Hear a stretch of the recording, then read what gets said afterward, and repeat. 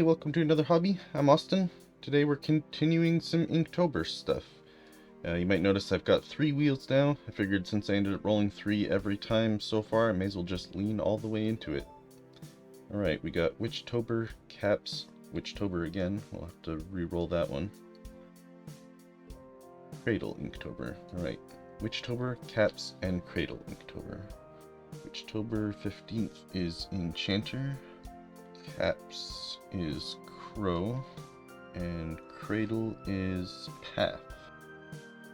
Okay, I think I have a bit of an idea for something to do for this one. I think I'm gonna kind of do like a video game sort of idea.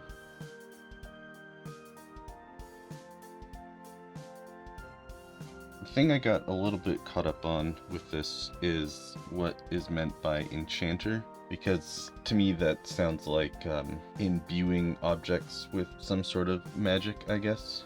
But I think in this case I'm just going to use it as more of a kind of general term for somebody that does magic. Like maybe they're a class in an MMO or something like that. And I think we're going to have this Enchanter character casting some kind of spell that is showing him a path through a maze using a crow as like a guide. So I don't know, maybe it's an enchanted crow. But I figure the way to do this maze most easily and quickly is to use a grid that I've used a perspective distort on to give me a good sense of how far away I should pace these lines, because they're gonna have to get closer and closer as to get further towards the background. So having this grid use this perspective ruler to skew it like this gives me a consistent distance. And I'm making the pathways 2 grid blocks wide and the walls 1.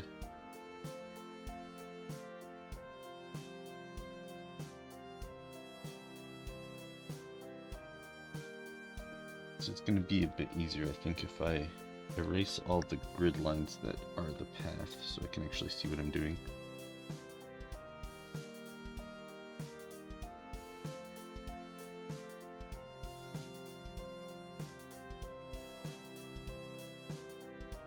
Having the perspective ruler on this makes this so much easier to keep it consistent.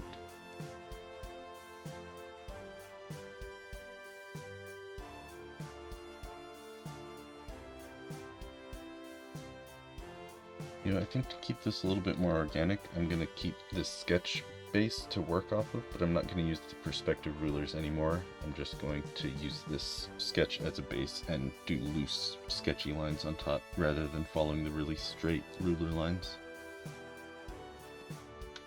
think I want a sketchier pencil.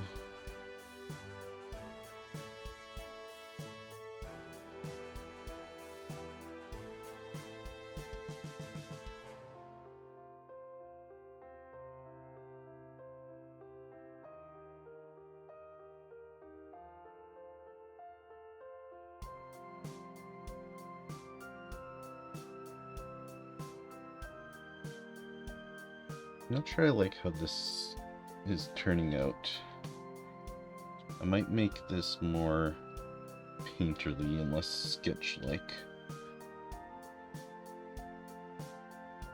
Yeah, maybe watercolor.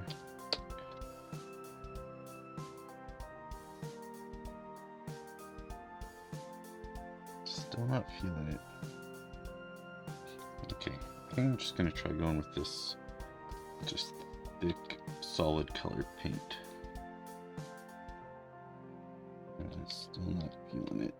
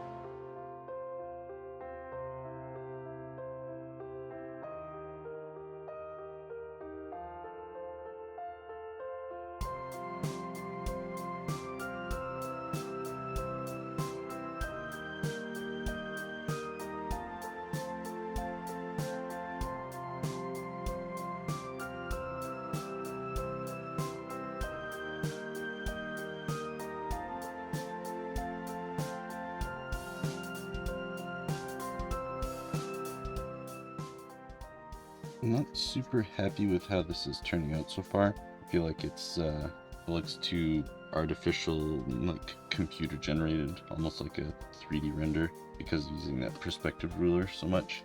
I'm trying to soften up the edges, make it look more painterly, but I'm not sure how well it's going to work. Normally I'd probably give up on this at this stage and maybe start over, but given Inktober, I don't always have a lot of time to finish stuff. I kind of got to stick with what I've got and take it as far as I can. Sometimes it's a good thing. It'll push me to do stuff that I wouldn't normally, like this, and it can lead to like learning new techniques and stuff that I wouldn't have tried necessarily before if I just gave up on this wholesale. So I guess I can hope for the best with that, but also might just end up being a piece that I'm not like super proud of, just something that sort of works and is good enough for completing the challenge. We'll see how it goes. I might be able to kind of rescue this if I go over enough layers of color and lighting, kind of make it more moody and painterly, hopefully. We'll see.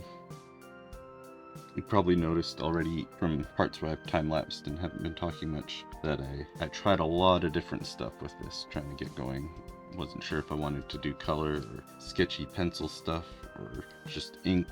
In the end, I decided to just block out these shapes using a selection tool to get color down, because I find a lot of times the hardest part for this kind of art, especially when you're struggling to get started, is that starting where you don't have anything down. But if you have like just this base color to work with, you can start kind of smearing things around and color picking and adding and subtracting from it. It just gives you a base to work off of. It's kind of like, you know, throwing the clay down on the pottery wheel or the sculptor's stand or whatever, and it just gives you something to start pushing around rather than having just that blank void that's really intimidating sometimes. I do think blurring all these edges is starting to help make it look less like a too regular 3D model almost. So if I just keep going with this, maybe I'll be able to get this somewhere I like it.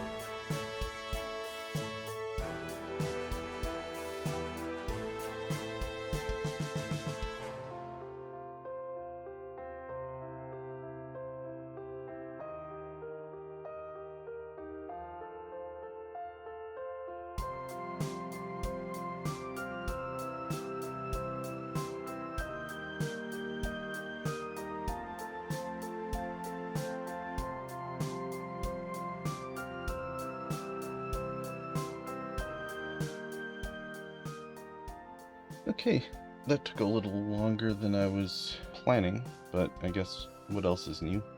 In the end, I think I got something that is decent. Didn't start off great, but I think I kind of pulled it together more or less, and I think I'm pretty happy with it.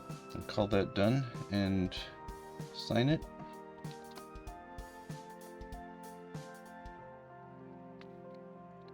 And say thanks for watching me explore another hobby, and have a good one.